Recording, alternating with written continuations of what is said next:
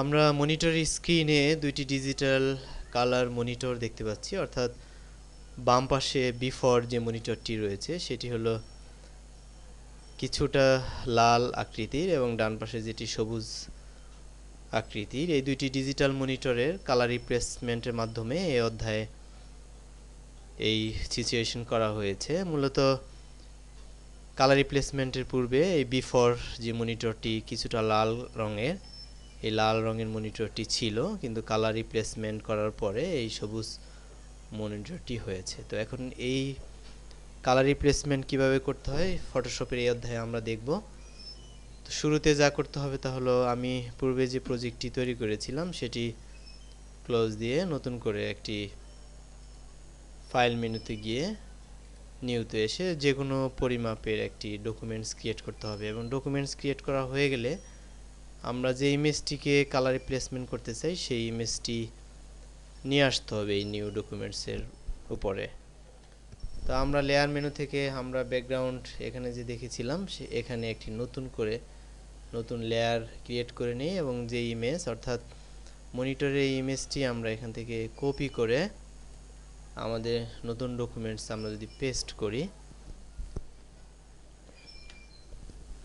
আমাদের যে মনিটরটি ছিল লাল রঙের, সেই লাল রঙের মনিটরটি আমরা আমাদের নতুন ডকুমেন্টসে পেস্ট করেছি। এবার আমরা এই লাল কালারটিকে রিপ্লেস করব।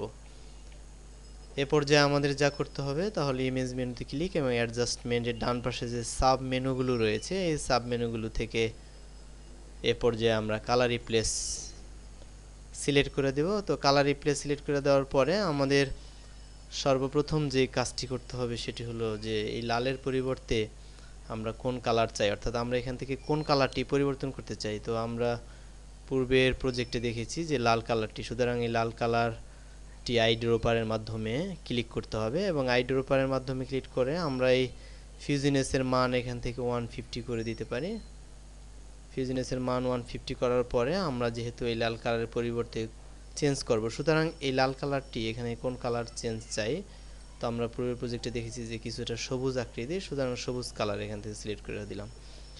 তো সবুজ কালার সিলেক্ট করে দেওয়ার সাথে সাথে আমরা অলরেডি দেখতে পাচ্ছি যে মনিটরের যে উপরের অংশটি ছিল সেটি লাল কালার পরিবর্তিত হয়ে অনেকাংশেই সবুজ আকার ধারণ করেছে। এবার আমরা হিউ, স্যাচুরেশন এবং ব্রাইটনেসের যে অপশনগুলো রয়েছে এখান থেকে বাড়িয়ে কমিয়ে আমাদের প্রয়োজন মতো, আমাদের ইচ্ছে মতো আমরা এখান থেকে যে কোনো মান নির্ধারণ করে ওকেতে দিলে আমরা দেখতে পাচ্ছি যে লাল মনিটর ছিল, কিন্তু আমরা এই প্রজেক্টটির মাধ্যমে খুব সহজেই একটি সবুজ আকৃতির মনিটরের রূপ দান করতে সক্ষম হয়েছি।